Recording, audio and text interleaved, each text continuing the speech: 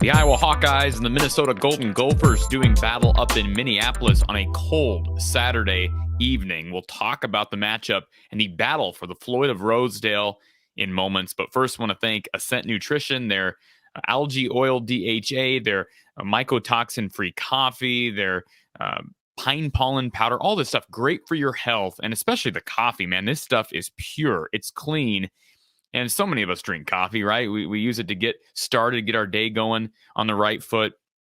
Certainly check out goascentnutrition.com. This stuff is premium and it's great. Visit goascentnutrition.com. Use the code Hawkeyes for 15% off your order. And Iowa Floor Covering, their Tough Core Click Together 4.5 millimeter waterproof vinyl flooring being sold at $269 per foot. You're supporting local here in the state of Iowa, right here in the state. Family-owned business right down in Bondurant, heart of central Iowa. Visit iowafloorcovering.com/DIY. So the Hawkeyes and the Gophers doing battle on Saturday at 3 p.m. Central Time up in Minneapolis. I will not be at the game. Hate the wintertime. And we are November 17th. We got snow on the ground, ice, wind, cold, all that stuff. So I will not be in Minneapolis for the game this Saturday. I do think it's going to be interesting to see the turnout for Minnesota fans and how engaged they are.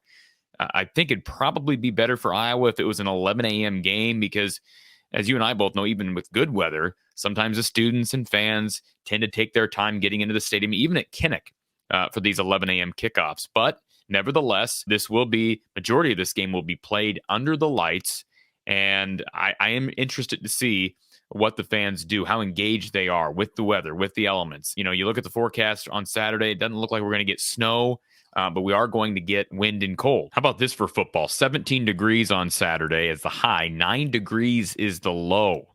9 degrees is the low with winds upwards of 17 to 20 miles per hour. Just a 10% chance of precipitation, but you will have an effect from the elements. So that shall be intriguing to watch. These teams will have hand warmers on the sidelines and whatnot.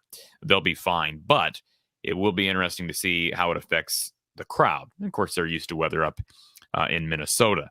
Now, as far as actual football is concerned, this is an intriguing matchup. I know the over-under last I checked was hovering around, 32.5 or something like that. Yet another record potentially for lowest over-under in college football history. Just mind-boggling to see how many times Iowa has flirted with that record this year. And they've got another chance to do that on Saturday. And to me, I have a hard time seeing either one of these teams break 20. We saw last week Iowa, Wisconsin. Iowa got a couple of big special teams plays, a blocked punt that was recovered inside Wisconsin's 20, and then a big return by Cooper DeJean in the punt game returned inside the 20. That's going to help you a lot. Iowa was able to score, actually able to get touchdowns out of those two plays. So that helped them. And then, of course, they had a pick six from Cooper DeJean, and that helps astronomically. So you can't really predict those things. You understand Iowa's defense produces, it's efficient, and oftentimes it finds ways to score. And they've been doing that since game one. We think of the South Dakota State game where the defense literally outscored the offense. It's not the only game that happened in. I do think it's fair to bring this up. Minnesota has a really good running game. We know about Mo Ibrahim coming off the Achilles injury last year. I had mistakenly said earlier in the week that it was a knee injury. No, it was an Achilles injury. So for him to come back from that Achilles injury and run as well as he has this year is incredibly impressive. Now, I will say this. You look at the numbers overall in rushing offense is 14th in the country in rushing offense. So they are averaging for the season, all right? For every game, non-conference and conference, they're averaging 221 yards on the ground. But here's the thing. This is the interesting part about that. They have been effective in conference play on the ground, but not nearly as effective as that number would indicate. There are 3 non-conference games. They played one of the worst non-conference slates I think I've ever seen in the history of college football. They played New Mexico State week 1, who, by the way, is 4-5. They're an independent. If you want some context on New Mexico State, these are their opponents. Nevada, Minnesota, UTEP, Wisconsin, Florida International, New Mexico, UMass, and Lamar. Those teams are terrible.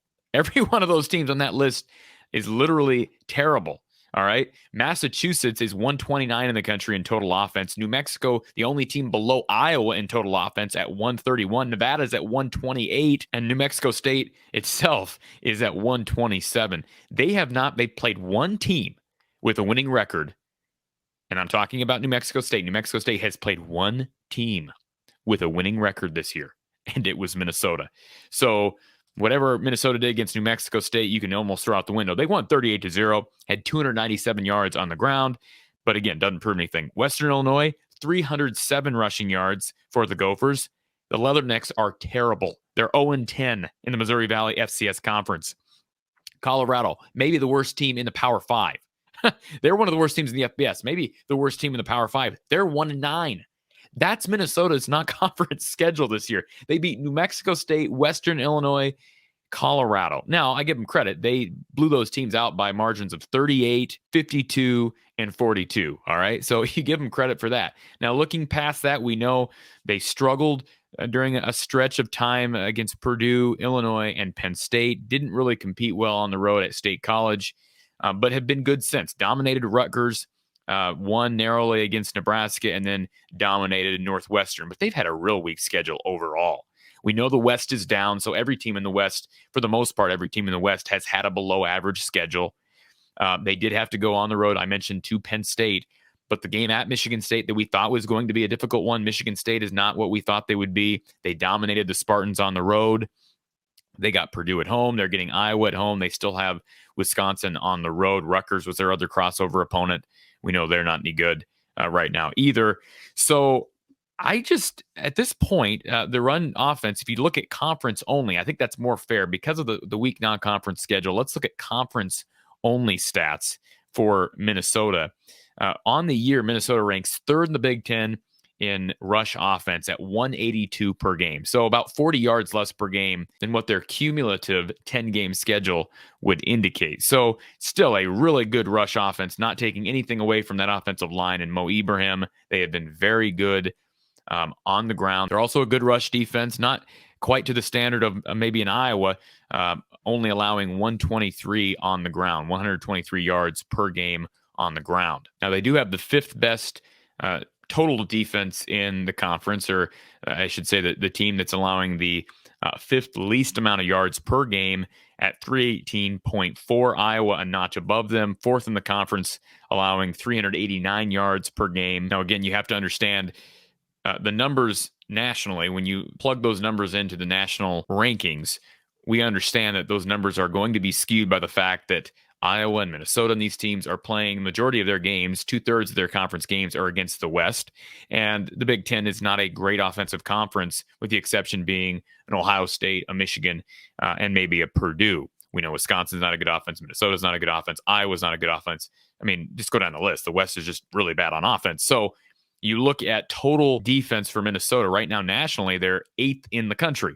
Now, do I think they're probably the 8th best defense in the country? I do not. They're probably a top 25 defense nationally, maybe even a top 20 defense nationally. They have a good defense. There's no question about it. And against Iowa's sputtering offense, I have a hard time seeing Iowa really do anything in this game on the ground or through the air. That's just, I mean, they haven't done much. Let's look at Iowa's schedule. They haven't done much against anybody besides, you could argue, Nevada. They weren't great against Nevada. They were okay. Northwestern and then Purdue. And Purdue, Northwestern, their defense, we've talked about how bad their defense has been. But my point being, Minnesota is going to cause Iowa problems running the football. One stat that did pop out to me, there's only one team in the conference. We're talking about conference play only. So we've played, 7 of the 9 games. Each team has played 7 of their 9 games on the schedule. In those 7 games, there's only one team in the Big Ten that has a worse passing offense than Iowa by the numbers in total pass offense. You know who that team is? It's Minnesota. Right now, Minnesota averaging 157 yards through the air per game, 58.2% completion percentage per game. Iowa at 164.4 with a 59.2% completion percentage. Now, keep in mind, Tanner Morgan has been banged up. Not sure that he's going to play tomorrow. Would guess that he's not going to play. I don't know that anything has been ruled definitively on him. So they've been dealing with a backup at quarterback, Cale McManus, who is a guy who's somewhat mobile, but he's going to struggle against this Iowa defense. He struggled last week against the Northwestern defense that's just not very good. But when you're running the ball a lot, I will say this about Minnesota, they don't have to throw the ball a lot, right? So the 157 in pass offense, 157 yards per game in pass offense, they're fine with that because Mo Ibrahim's getting them, a $150 a game or wherever he's at right now. Iowa doesn't have that luxury. So I'm not saying Minnesota's offense is worse than Iowa's. It's not, and it's not even close.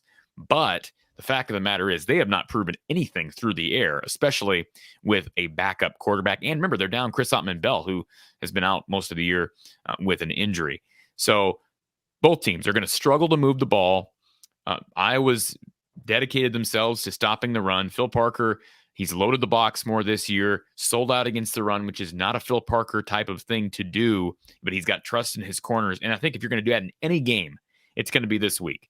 As great as I think Braylon Allen is, and Iowa was fantastic stopping Braylon Allen last week. It's unbelievable what Phil Parker, Kelvin Bell, Seth Wallace, these guys have done defensively.